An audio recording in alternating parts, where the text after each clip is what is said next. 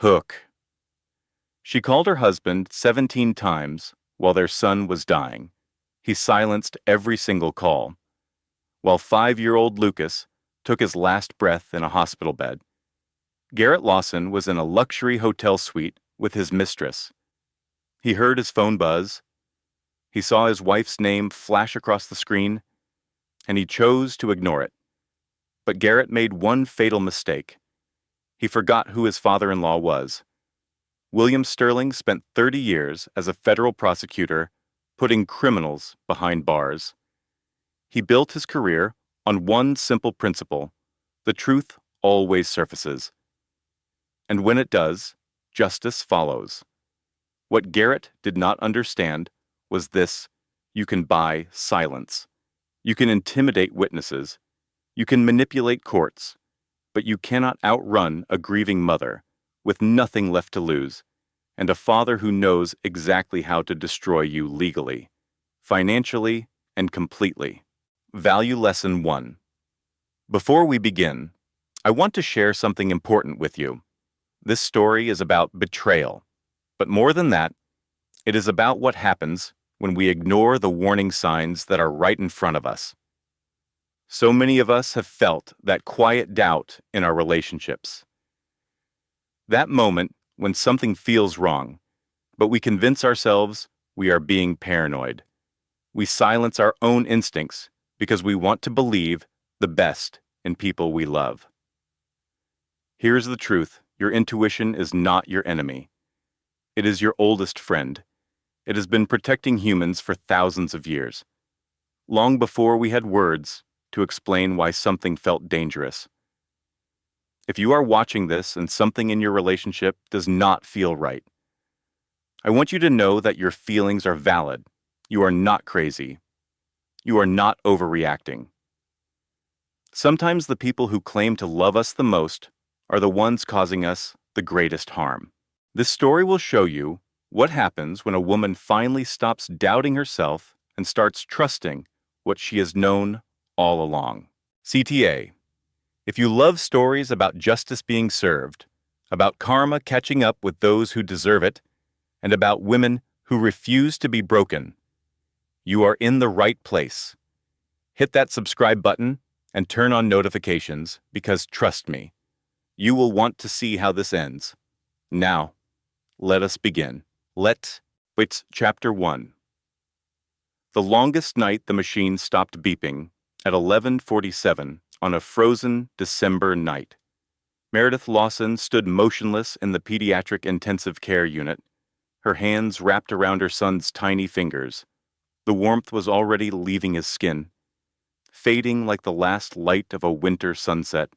5 years of laughter, of bedtime stories whispered in the dark, of sticky kisses and crayon drawings taped to the refrigerator, all of it ending in a sterile room that smelled of antiseptic and heartbreak. Lucas, her beautiful boy with his father's dark hair and her grandmother's blue eyes, gone. She had seen death before as an emergency room nurse for 11 years at Massachusetts General Hospital. She had held the hands of strangers as they slipped away. She had delivered impossible news to families in waiting rooms at 3 in the morning. She had learned to compartmentalize grief so she could function, so she could save the next patient, so she could keep moving forward, but nothing had prepared her for this. Nothing could prepare any mother for the moment when her child's chest stops rising. The heart monitor displayed a flat green line, its monotonous tone cutting through the chaos of the medical team's final efforts. Dr. Robert Matthews, the pediatric cardiologist who had fought so hard, stepped back from the bed. His eyes met hers, and she saw the defeat in them before he spoke. "Time of death, 11:47 p.m., he said quietly. "I am so sorry, Meredith. We did everything we could." She knew they had. She had watched them work for 45 minutes.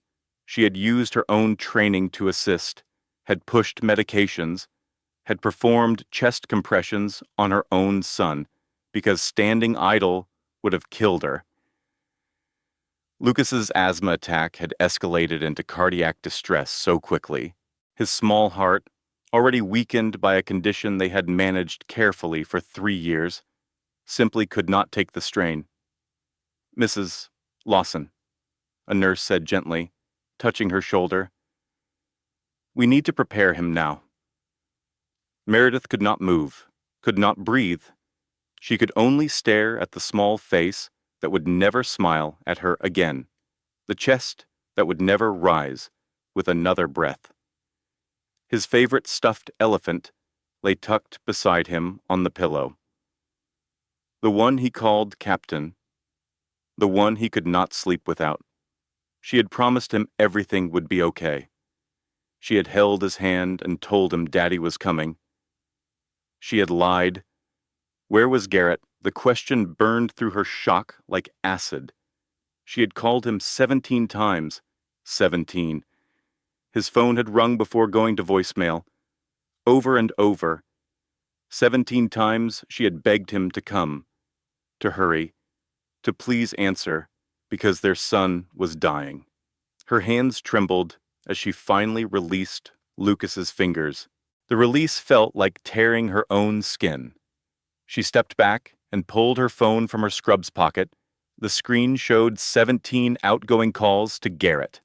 Not one returned. Her nursing instincts kicked in, the ones that helped her function in crisis when her heart was screaming.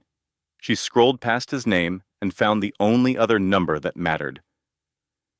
William Sterling answered on the first ring, his voice alert despite the late hour. "Sweetheart, what is wrong?"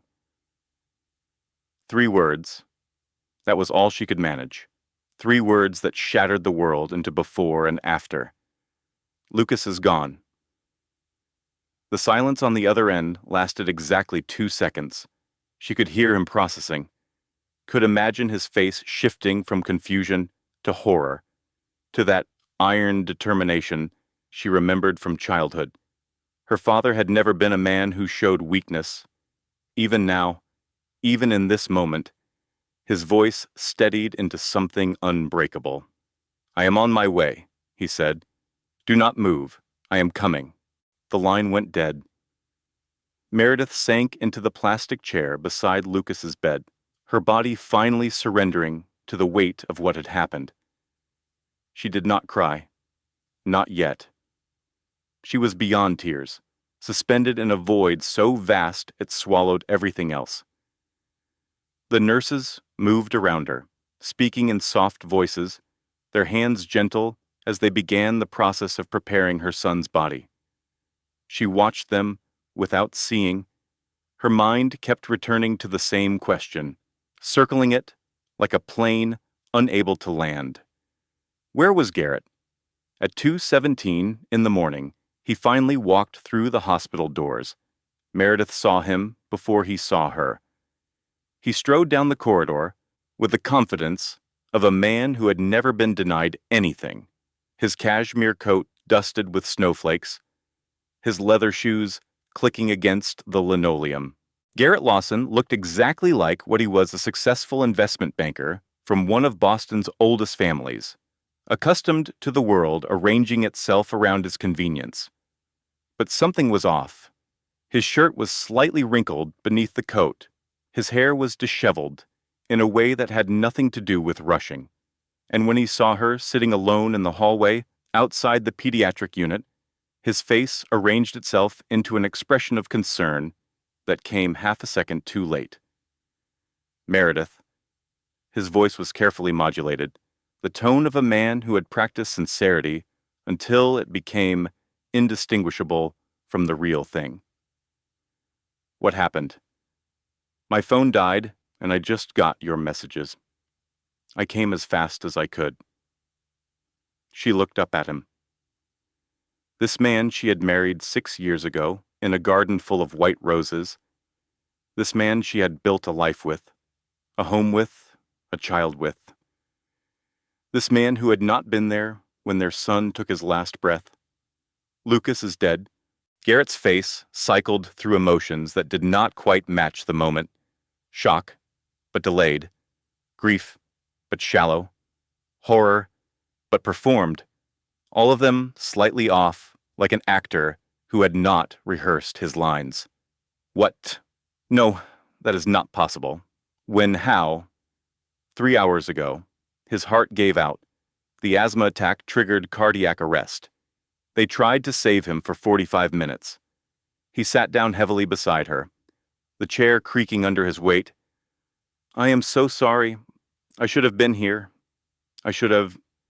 Yes, you should have. Behind them, footsteps echoed in the corridor, measured, deliberate, familiar. Meredith turned to see her father approaching. William Sterling was 68 years old, his hair silver now, his face lined with age, and 30 years of seeing the worst humanity had to offer. He had retired from his position as a federal prosecutor just 2 years ago, but he still carried himself with the authority of a man accustomed to commanding courtrooms. And when his eyes landed on Garrett, something dangerous flickered in their depths. William did not speak. He simply looked at Garrett's rumpled collar, the faint smudge of lipstick on his cuff that Garrett had not noticed, the guilt that hung around him like cheap cologne. 30 years of reading criminals had taught William to see what others missed. Then he gathered his daughter into his arms and held her while she finally began to cry. Garrett watched them, his expression carefully blank. He had never liked his father-in-law. Too intrusive, he always said, too controlling. He does not trust me. Perhaps William had been right not to trust him. But Garrett had no idea that the nightmare had already begun. No idea that the man holding his broken wife was already calculating, already planning, already preparing to dismantle everything Garrett had built. The war started that night in the fluorescent hell of a hospital corridor, over the body of a 5-year-old boy who deserved so much more than the father he was given. Chapter 2. The Performance. The funeral was held on a gray Tuesday morning, the sky heavy with clouds that could not decide whether to snow or weep. St. Michael's Church, filled with mourners dressed in black, colleagues from Massachusetts General, where Meredith had worked for over a decade, neighbors from their elegant Beacon Hill townhouse, Garrett's business associates in their expensive suits, checking their phones when they thought no one was looking. The small white casket sat at the front of the sanctuary, covered in white roses, impossibly tiny against the vast emptiness of death. Meredith stood between her father and her husband, her black dress hanging loose on a frame that had not eaten properly in days. She had not slept since the hospital.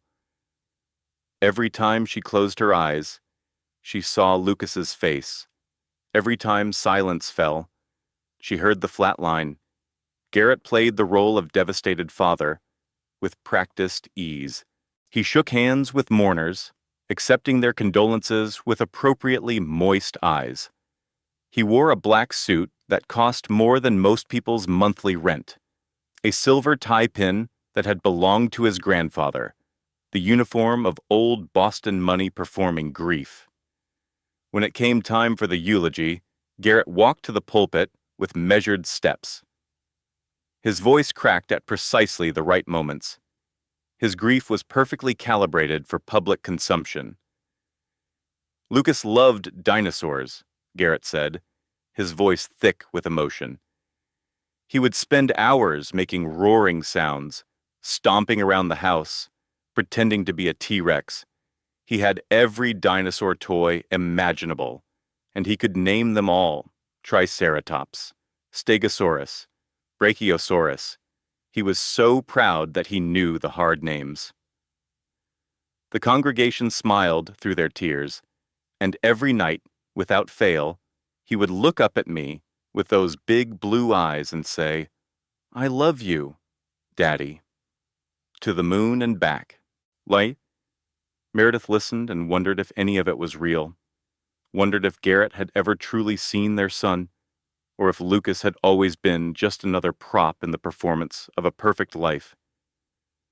She tried to remember the last time Garrett had actually been home for Lucas's bedtime. She could not. She noticed Garrett check his watch during his own eulogy. Twice. She noticed him receive a text message during the burial and almost smile before catching himself. At the cemetery, snow began to fall softly on the small casket as it was lowered into the frozen ground. Meredith threw a single white rose into the grave, her hand trembling. "Goodbye, my sweet boy," she whispered. "Mommy loves you forever." Garrett stood beside her, his arm around her waist like a prop rather than a partner. His body was present, but she could feel his mind somewhere else entirely. When the service ended, he checked his watch again. Back at the Beacon Hill townhouse, friends and family gathered to offer comfort, filling the elegant rooms with quiet conversation and catered food.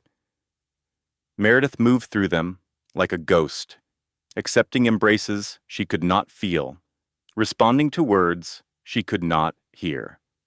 Her best friend since college. Brooke Chambers found her in the kitchen, staring out the window at the snow-covered garden where Lucas used to play. His sandbox was buried under white. His swing hung motionless from the old oak tree. "How are you holding up?" Brooke asked, her voice soft with concern. She was a beautiful woman, 33, with auburn hair and kind eyes that had seen Meredith through 15 years of friendship, college roommates, bridesmaids at each other's weddings. The one person besides William whom Meredith trusted completely. "I do not know how to answer that," Meredith said. "I feel like someone hollowed me out and forgot to put anything back." Brooke wrapped an arm around her shoulders. "Whatever you need, I am here. Day or night, you know that. Right." "I know." Finally, the last guest departed. The caterers cleaned and left. Silence fell over the house like a shroud. Garrett loosened his tie and reached for his coat. "I need to go into the office," he announced, already moving toward the door. "There is a deal closing, and I cannot miss it." Meredith stared at him. "We just buried our son, and I am handling it the only way I know how, working." He shrugged on his cashmere coat, adjusting the collar in the hallway mirror with the same care he always took with his appearance. "I will be back late. Do not wait up." He was out the door before she could respond. Something shifted inside Meredith at that moment. Something small but significant, like a hairline crack in a dam. She did not cry. She did not scream. She simply made a decision. She grabbed her coat and followed him. Chapter 3. The Truth Behind the Lies. Garrett's Mercedes pulled out of the driveway and headed toward downtown Boston. Meredith followed at a distance in her own car, her heart pounding against her ribs. She expected him to turn toward the financial district, toward the gleaming tower where Whitmore Capital occupied 3 floors of prime real estate. Instead, he turned toward the harbor, toward the Pemberton Hotel. She parked across the street and watched him hand his keys to the valet, watched him stride through the lobby doors with the confidence of a man who had done this many times before. She waited 5 minutes, forcing herself to breathe, to think, to stay calm. Then she entered the lobby herself. The concierge barely glanced at her as she walked past. Her funeral dress made her invisible. Just another mourner, seeking a quiet drink. She found a seat in the bar with a clear view of the elevator bank. At 7:43, Garrett emerged from the elevator. He was not alone. The woman was young, early 30s, with blonde hair swept up in an elegant twist. Her dress was expensive, her jewelry tasteful, her hand resting on Garrett's arm with casual intimacy. The kind of intimacy that came from months or years of practice. They stopped at the elevator bank, and Garrett leaned close to whisper something in her ear. The woman laughed, a bright sound that carried across the lobby. Then she reached up and adjusted his collar, a gesture so familiar, so comfortable, that Meredith felt her stomach turn.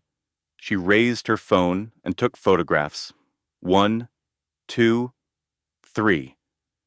Each click of the camera, a small act of rebellion against the man who had just buried their son and immediately gone to his mistress. The woman kissed Garrett's cheek before stepping into the elevator alone. Garrett watched her go, a smile playing at his lips. Not the smile of grief, not the smile of a father who had lost his child, the smile of a man who had gotten away with everything. Then he turned and walked toward the restaurant, where presumably some actual business awaited, or perhaps another lie. Meredith sat in the bar for another 20 minutes, her hands steady around a glass of water she did not drink. The crack in the dam had widened. Something was flooding through, something she had not felt in years. Rage, not the hot, destructive kind that burns out quickly and leaves you empty. This was the cold kind, the patient kind, the kind that waits and watches and plans, the kind her father had taught her about without meaning to, through years of watching him build cases against criminals who thought they were untouchable. She drove home through the snow, the photographs burning in her phone like evidence of a crime, which, she supposed, it was a crime of the heart, a betrayal so complete it made everything else seem small. When she walked through the door, she found William waiting in the living room. He sat in the armchair beside the fireplace, still wearing his funeral suit, looking older than she had ever seen him. "Where did you go?" he asked. Following Garrett, his eyes sharpened. "And what did you find?" Meredith handed him her phone, open to the photographs. William scrolled through them slowly, his face hardening with each image. She watched him process what he was seeing, the mistress, the smile, the casual intimacy on the same day they had buried Lucas. "How long have you suspected?" he asked. "Months, maybe longer. There were late nights that did not make sense, business trips that seemed to multiply, phone calls he took in the other room." She sank onto the sofa, suddenly exhausted. "I told myself I was imagining things, that I was being paranoid, that I was letting my work, stress, make me crazy." "No?" William sat beside her, his voice firm. "He made you doubt yourself. That is what men like him do. They make you feel crazy for trusting your instincts. They gaslight you until you cannot tell the difference between reality and their version of it." "I was so stupid." "You were trusting. There is a difference." He handed her phone back. "What do you want to do?"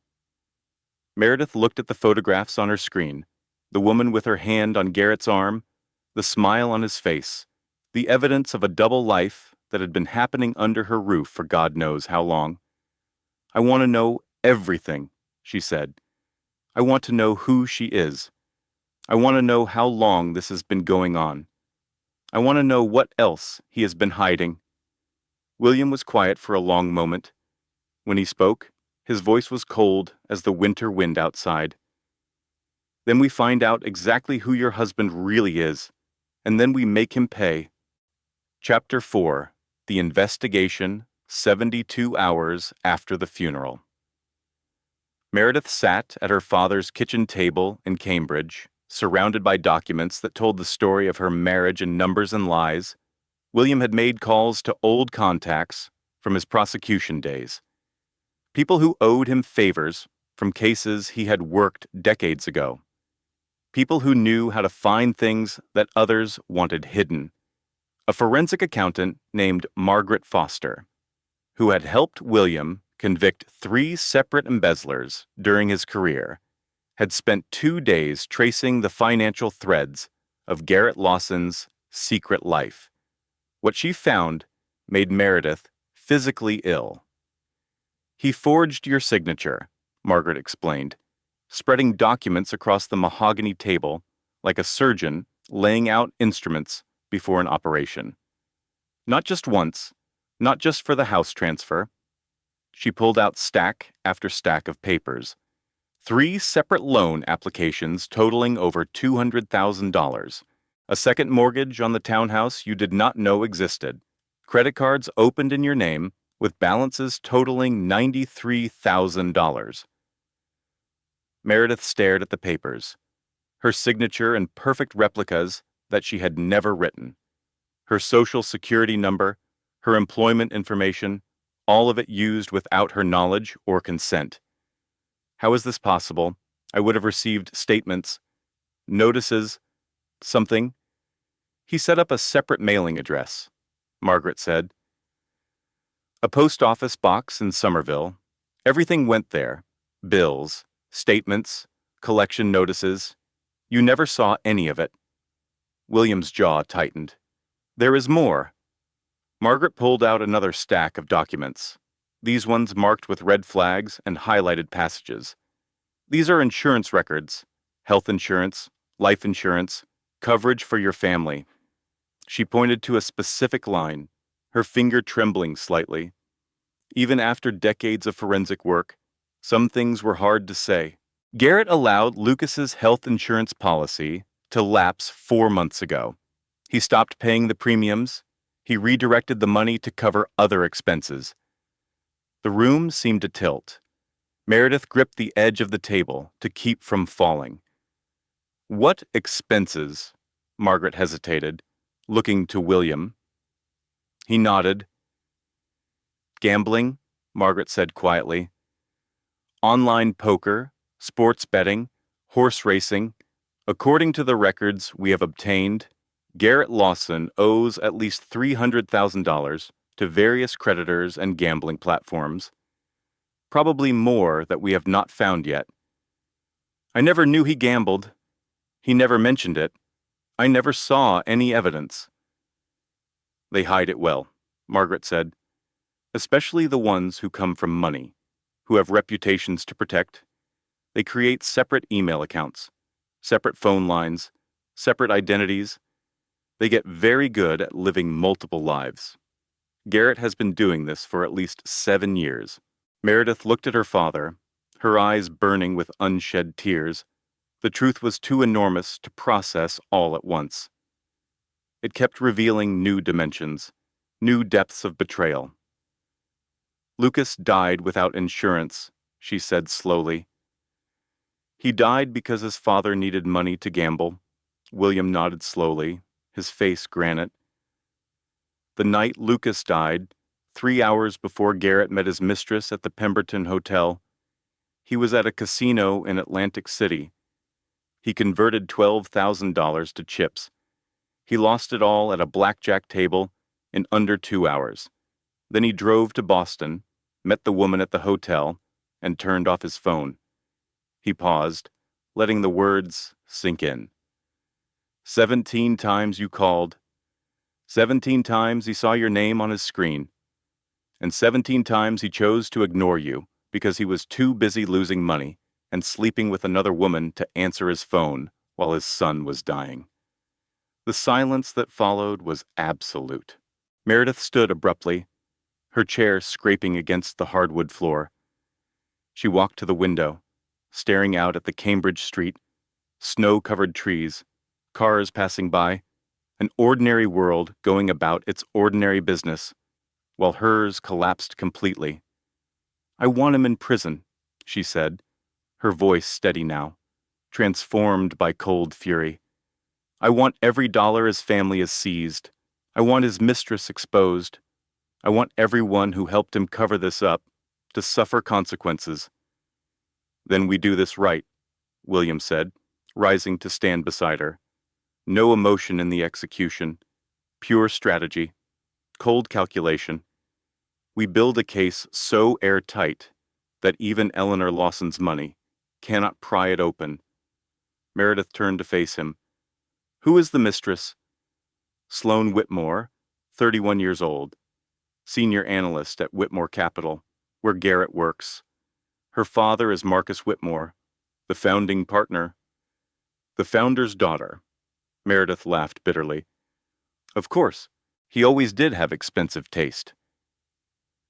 There is something else you should know, William said carefully. Sloan is not the first. My contacts found evidence of 3 other women, Nicole Brennan in 2016, Cassandra Wells in 2019. Another woman who refused to give her name. They all received payments from Eleanor Lawson to sign non-disclosure agreements and disappear. Meredith processed this information, adding it to the mountain of betrayals she had already absorbed. 3 women before her, 3 women silenced. 3 women whose lives Garrett had destroyed, while his mother cleaned up the mess. I want to talk to them, she said. Nicole and Cassandra, I want to hear their stories. That can be arranged? A knock at the door interrupted them. William's housekeeper appeared in the doorway. Mr. Sterling, there is a woman here to see Mrs. Lawson. She says her name is Brooke Chambers. Meredith felt a rush of relief. Brooke, her best friend, the one person she could trust completely in this nightmare. Send her in. Value lesson 2. Middle of story, sometimes the people we trust the most are the ones hiding the biggest secrets. This is one of the hardest lessons life teaches us. We want to believe that loyalty is absolute, that friendship means something permanent, that the people who have been by our side for years would never turn against us. But here is what I have learned. Everyone has a price. Everyone has a vulnerability. Everyone has something they need badly enough to compromise their values. The question is not whether the people in our lives could betray us. The question is whether we are paying attention to the signs when they do. True friendship reveals itself in crisis, when everything is good, when life is easy. Anyone can be loyal. But when the pressure increases, when the stakes get higher, when there is something to gain by switching sides, that is when you discover who your real friends are. Watch carefully what happens next, because Meredith is about to learn this lesson in the most painful way possible. Chapter 5. The Betrayal. Brooke entered the room moments later, her face drawn with concern. She crossed immediately to Meredith and pulled her into a tight embrace. I came as soon as I could, Brooke said. I have been so worried about you. You have not been answering your phone. I have been busy. Brooke glanced around the room, taking in the documents spread across the table, the stacks of evidence, William's grim expression. Her eyes moved quickly, cataloging everything. What is all this evidence, Meredith said, against Garrett? Evidence of what Meredith told her everything, the affair with Sloan Whitmore, the gambling addiction, the forged signatures, the insurance cancellation, the 3 women who came before. All of it poured out of her like water through a broken dam. Brooke listened with appropriate horror, her hand pressed to her mouth, her eyes wide with shock. Oh my God, she whispered. Meredith, I had no idea. I am so sorry. No one knew. He was very good at hiding it. What are you going to do? Meredith looked at her father, then back at Brooke. We are going to destroy him. Brooke nodded slowly, her expression resolute. Whatever you need, I am here for you. Always. That night, after Brooke left, Meredith lay awake in the guest room of her father's house. She replayed the conversation in her mind, searching for something that had felt off. It was nothing she could name, just a flicker in Brooke's eyes when Meredith mentioned the evidence. Just a moment of hesitation before the appropriate response came. Just a question that seemed slightly too specific about where the documents were being kept. Probably nothing, Meredith told herself. Brooke was her oldest friend, her most trusted confidant, the one person who would never betray her. She closed her eyes and tried to sleep, pushing the doubt away. Chapter 6. The Mother-in-Law. 2 weeks after the funeral. Meredith returned to the Beacon Hill townhouse for the first time since following Garrett to the hotel. She needed documents from the house, Garrett's personal files, the financial records he thought were hidden in the safe behind the painting in his study. She knew the combination. He had told her years ago, when he still believed she was too naive to understand what she was seeing. The house was dark when she arrived, Garrett's Mercedes absent from the driveway. She let herself in with her key, moving quietly through the rooms she had once called home. Every surface held a memory. Lucas's handprints on the window glass, his toy dinosaurs still scattered across the living room floor, his rain boots by the door, waiting for feet that would never fill them again. She forced herself to focus. Grief was a luxury she could not afford, right now. The study was exactly as she remembered. Leather furniture, mahogany desk, the original oil painting above the fireplace that concealed the wall safe. She moved the painting aside and entered the combination. The safe clicked open. Inside were stacks of documents, bank statements, investment records. A folder labeled "Personal" that made her heart pound. She stuffed everything into her bag, moving quickly, methodically. She was so focused on her task that she did not hear the front door open. "What the hell do you think you are doing?" She spun around. Garrett stood in the doorway of the study, his face twisted with fury. Behind him, a figure stepped into the light. Eleanor Lawson. Meredith had always found her mother-in-law intimidating. At 67, Eleanor carried herself with the authority of old Boston money. Her silver hair was perfectly coiffed, her designer suit immaculate, her eyes cold and calculating. She came from a family that had made its fortune in shipping 100 years ago and had spent every generation since protecting that fortune from anyone who threatened it. "We have been expecting you," Eleanor said calmly. "I told Garrett you would come for the evidence eventually. Grief makes people predictable." Garrett strode forward and grabbed Meredith's bag. Yanking it from her shoulder, he dumped the contents onto the desk, spreading the documents with rough hands. "Looking for something specific?" he asked, his voice dripping with contempt. "Bank records, evidence of my affairs, proof that I am not the perfect husband you wanted everyone to believe." "You let our son die," Meredith said, her voice steady despite her pounding heart. "You canceled his insurance. You gambled away his medical coverage. Lucas died without insurance because of you." Garrett's jaw tightened. "Lucas died because he was sick, because he was always sick, because you insisted on keeping him at home instead of putting him in a facility where professionals could have managed his care." The cruelty of the words took her breath away. "You do not actually believe that?" "What I believe," Garrett said, stepping closer, his expensive cologne overwhelming, "is that you are a hysterical woman who cannot accept that sometimes children die, and instead of grieving like a normal person, you are looking for someone to blame." Eleanor moved to stand beside her son, a united front against the enemy, mother and son, protecting each other as they always had, protecting the family name above all else.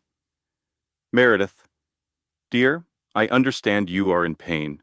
We all are. Lucas was my grandson. But this," she gestured at the scattered documents, "this will not bring him back. It will only destroy what is left of your family." There is no family left to destroy. There is just me and him and the truth about what he did. Eleanor's expression hardened. The truth is whatever we say it is, and I have the resources to make sure my version is the only one that matters. She pulled a folder from her designer handbag and laid it on the desk. Everything is in Garrett's name now. Eleanor said, "The house, the investment accounts, the retirement funds. You signed transfer documents 18 months ago. I have the originals, properly witnessed and notarized." Meredith felt ice spread through her veins. "I never signed any transfer documents." "Of course you did." Eleanor smiled coldly. "You were tired from a double shift at the hospital. Lucas had been sick all week with that respiratory infection. Garrett brought home some paperwork, told you it was just routine updates to your estate planning. You signed without reading because you trusted your husband. It happens all the time." Meredith remembered that night. The exhaustion, the stack of papers, Garrett's reassuring voice. "Sign here, here, and here. Nothing important. Just legal housekeeping. You forged my signature." "I did nothing of the sort. Your signature is right there, on every document. Any court in the country will accept them as valid." Eleanor leaned closer, her perfume cloying, her smile sharp as a knife. "Divorce my son, and you walk away with nothing but debt and a dead child's memory. Fight us, and we will take what little you have left, your nursing license, your credit, your reputation." She paused for effect. "Your father's reputation." Meredith's blood ran cold. "What does my father have to do with this?" William Sterling had a long career as a prosecutor, 30 years of putting people in prison. Some of those convictions were questionable. I have documentation, witnesses, evidence that could reopen cases, destroy careers, send an old man to prison for prosecutorial misconduct. You are bluffing. Am I? Eleanor straightened, smoothing her jacket. "Test me if you like, but I promise you, Meredith, if you continue down this path, you will lose everything, and your father will spend what is left of his life in a cell." She turned and walked toward the door, pausing at the threshold. "Go home. Grieve your son. Accept the settlement we offer. Move on with your life." Her voice softened, almost maternal, almost kind. "It really is the best option you have." She left. Garrett followed, without another word. Meredith stood alone in the study, surrounded by the evidence she had gathered, evidence that might now be worthless. Her hands were shaking, her heart was racing. But beneath the fear, something else was growing. They had underestimated her. They thought she would break. They thought threats and intimidation would send her scurrying back to the shadows. They were wrong. Chapter 7. The Witnesses. 3 weeks after the funeral, Meredith met Nicole Brennan in a coffee shop in Hartford, Connecticut, far from Boston and its memories. Nicole was 35 now, a quiet woman with tired eyes and a wariness that spoke of hard lessons learned.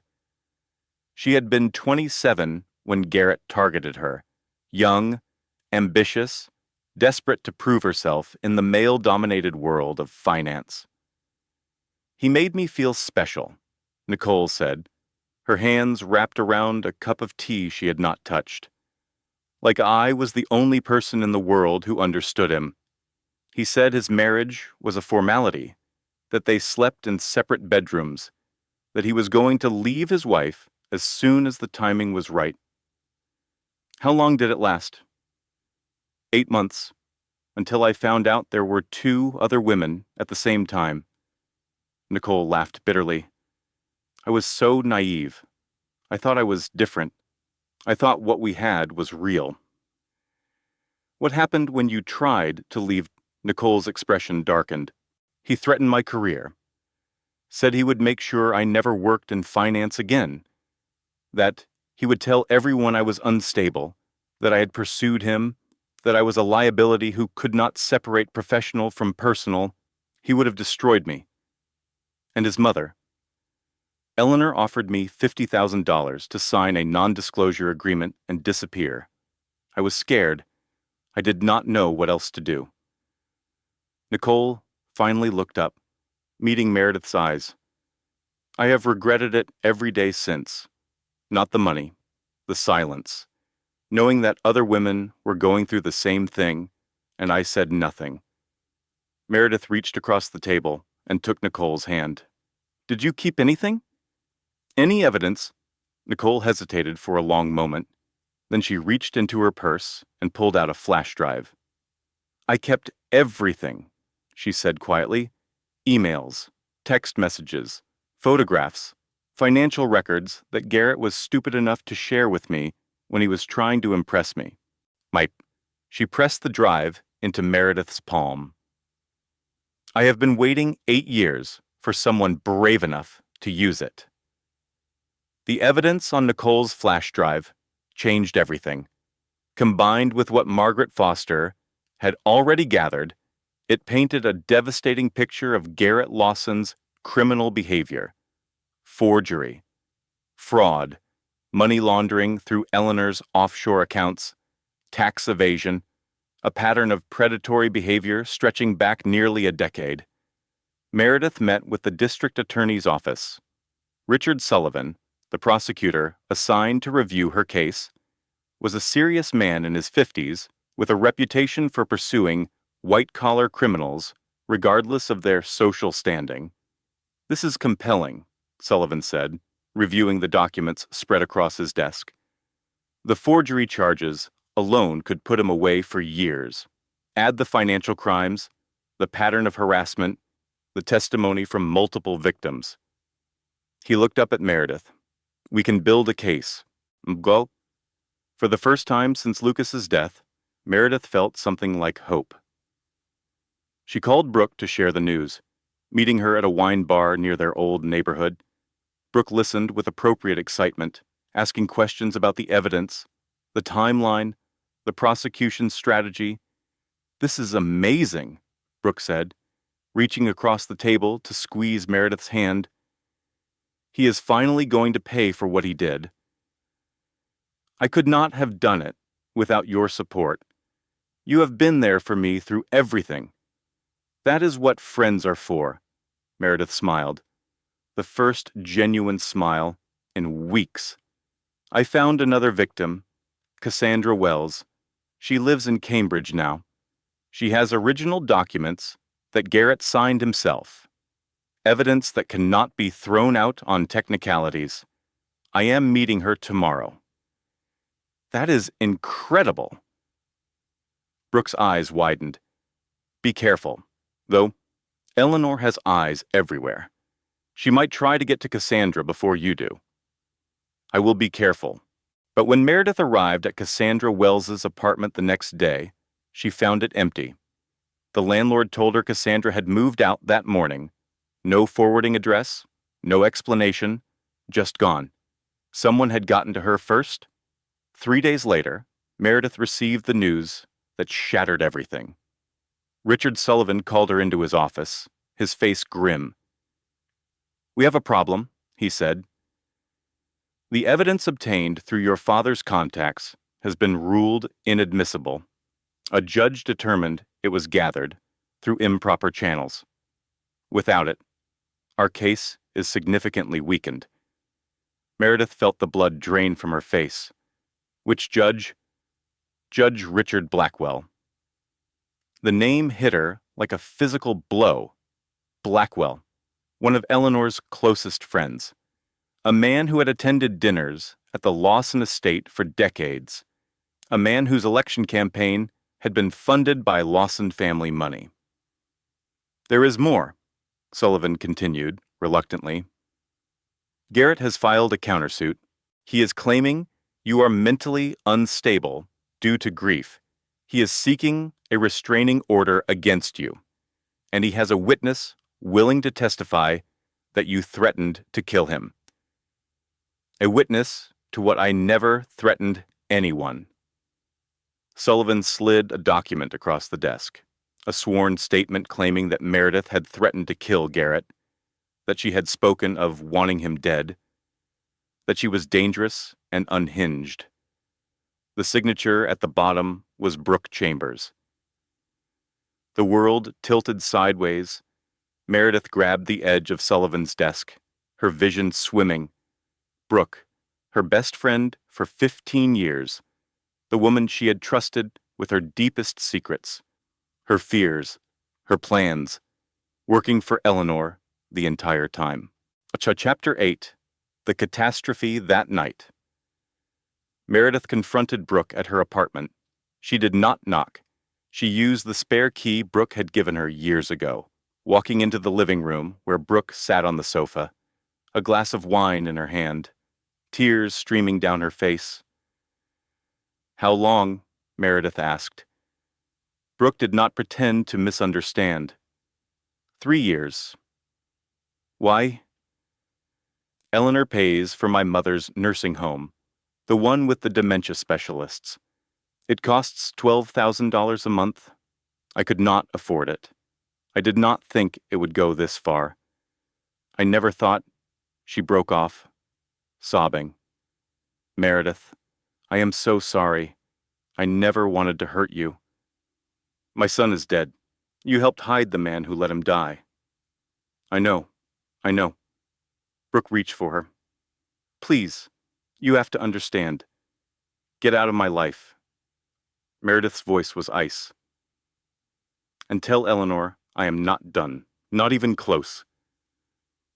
The first catastrophe came 2 days after Brooke's betrayal. Meredith was sitting at her father's kitchen table, staring at a cold cup of coffee.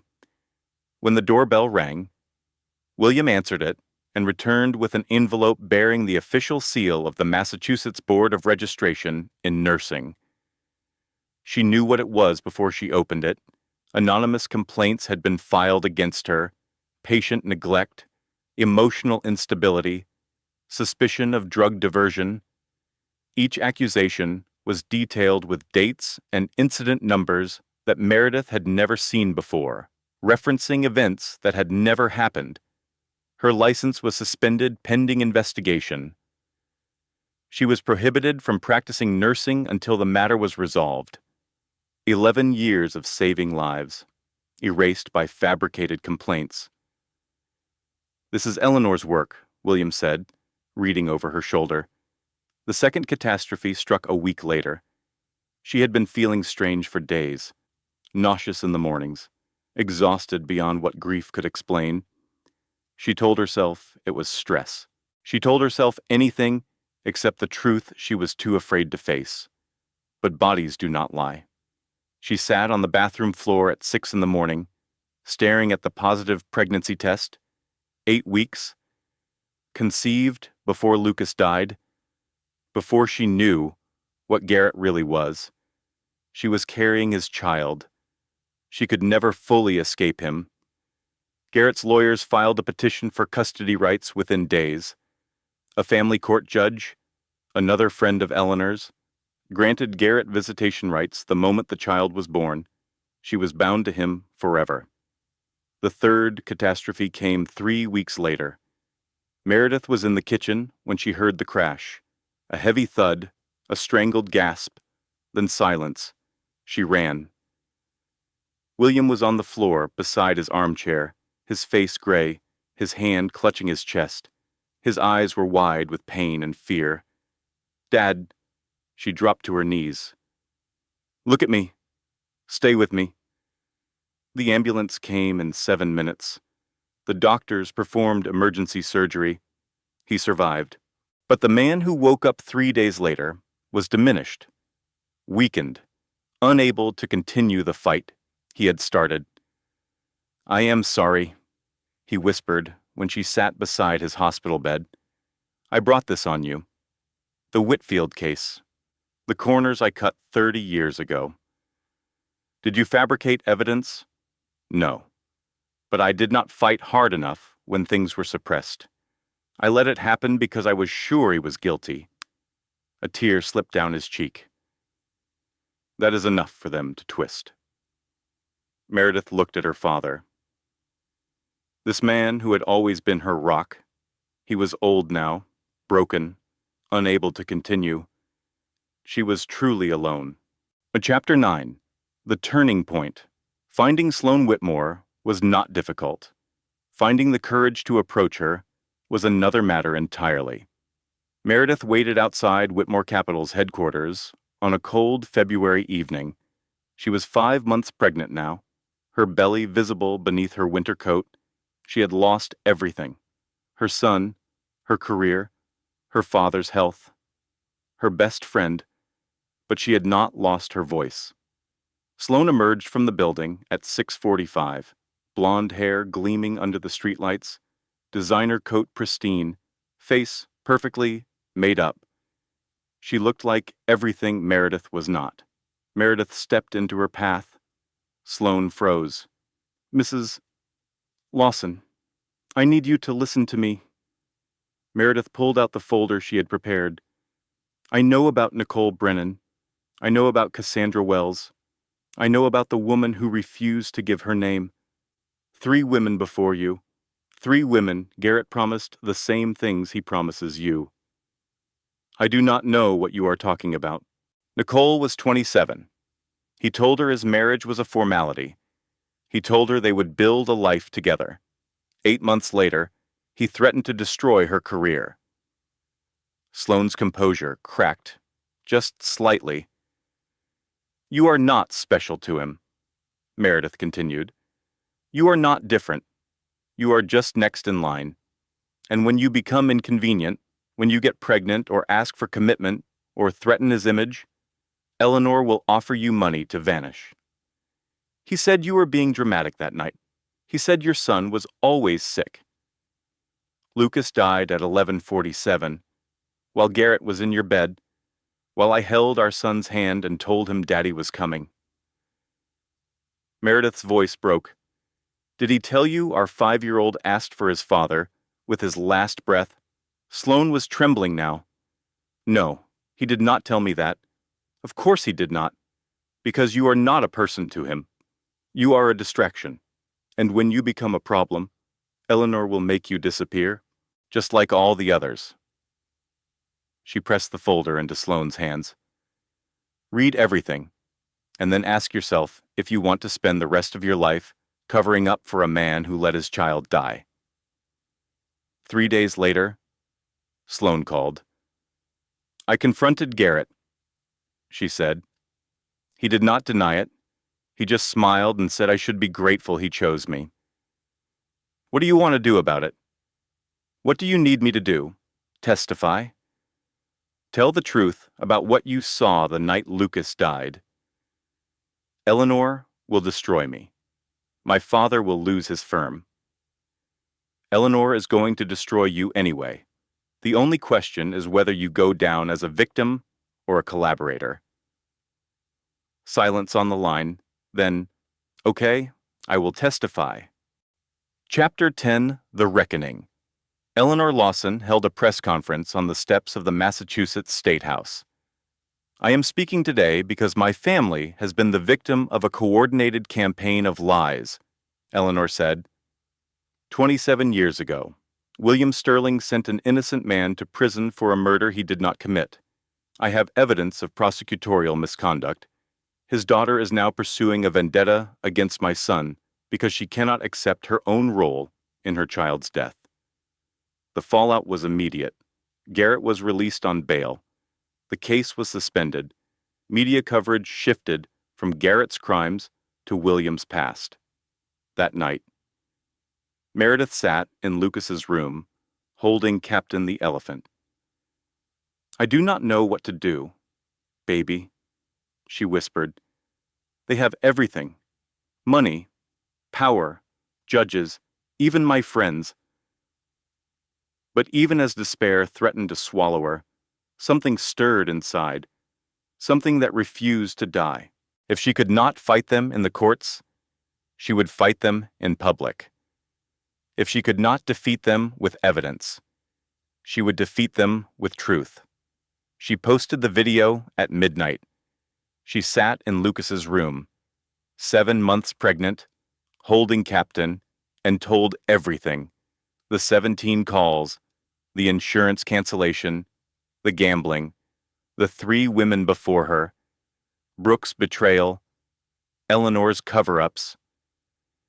"I am not asking you to feel sorry for me," she said. "I am asking you to see the truth. I am asking you to understand what happens when wealthy men face no consequences." By morning, the video had 200,000 views. By afternoon, 1 million. By evening, it was national news. 4 more women came forward within 48 hours, then 7, then 12. Former employees leaked documents. Journalists found their courage. The FBI opened an investigation into Eleanor's offshore accounts. The district attorney reinstated charges. The trial lasted 3 weeks. Meredith testified for 6 hours. Sloan testified. Nicole testified. 8 other women testified. The jury found Garrett Lawson guilty on all counts. Judge Patricia Winters read the sentence, "Mr. Lawson, you have been convicted of forgery, wire fraud, money laundering, and multiple counts of conspiracy. This court sentences you to 12 years in federal prison." Eleanor Lawson was convicted separately, 8 years. Meredith watched them both led away in handcuffs. She waited to feel triumph. What she felt was exhaustion and grief and something like peace. Chapter 11. Aftermath. 6 months later, Meredith stood at the edge of a small memorial garden on the outskirts of Boston. The Lucas Sterling Lawson Memorial Garden had been funded by the settlement money from Whitmore Capital, a sanctuary for families who had lost children, a living testament to the boy whose death had exposed an empire of corruption. Spring had finally arrived. Flowers bloomed in careful rows. A small fountain trickled peacefully. Benches offered places to sit and remember. In her arms, she carried her daughter. Charlotte was 3 months old now, with her father's dark hair and her grandmother's blue eyes.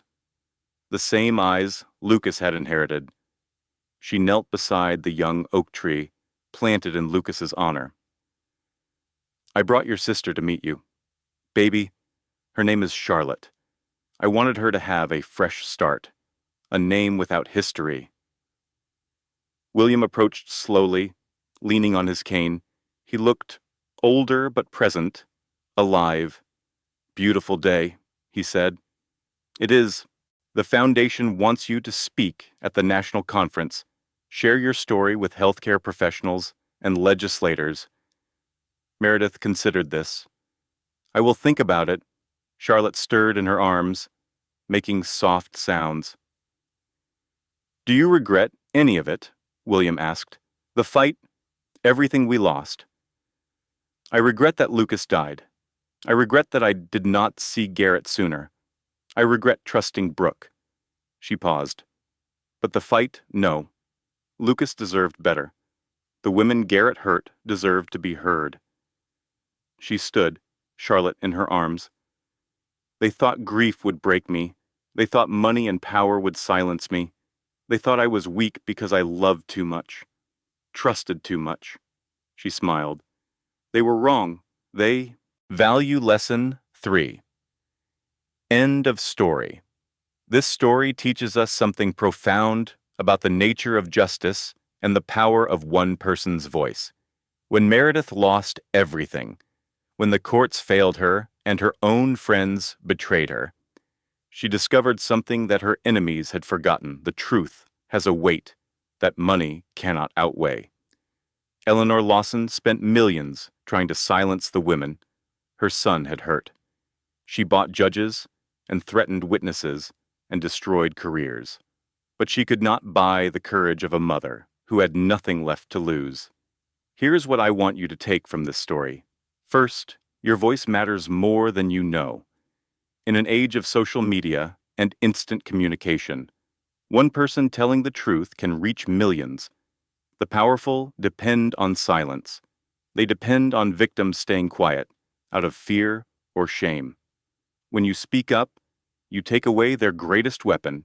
Second, betrayal reveals character. The people who stood by Meredith when everything collapsed were the ones who truly loved her. The people who abandoned her were the ones who had always been waiting for an opportunity. Crisis does not change people, it reveals them. Third, justice delayed is not justice denied. Garrett Lawson walked free for almost a year, while Eleanor's money worked to protect him. But eventually, the truth caught up. It always does. Sometimes we have to be patient. Sometimes we have to keep fighting, even when victory seems impossible. But if we refuse to give up, if we keep speaking the truth, justice will come. Finally, the greatest revenge is living well.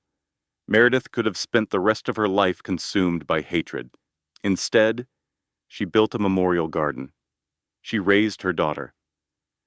She helped other families avoid the tragedy that destroyed hers. She turned her pain into purpose. That is the real lesson of this story.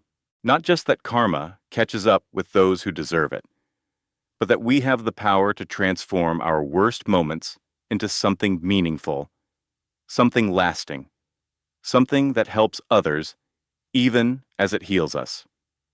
If you are going through something difficult right now, if you feel like the people with power and money have all the advantages, remember Meredith. Remember that one woman with nothing but the truth brought down an empire. You have that same power, you have that same voice, and no amount of money in the world can take it away from you. Closing. Thank you for watching this story until the end. If it touched you, if it made you think about justice and courage and the power of speaking up, please share it with someone who needs to hear it. Subscribe to this channel for more stories about karma, about women who refuse to be silenced, and about what happens when the truth finally comes out. And remember, some people call it revenge, I call it justice. Until next time. Disclaimer. This story is created solely for educational and informational purposes. It aims to provide relationship guidance and awareness, not to target or identify any individual.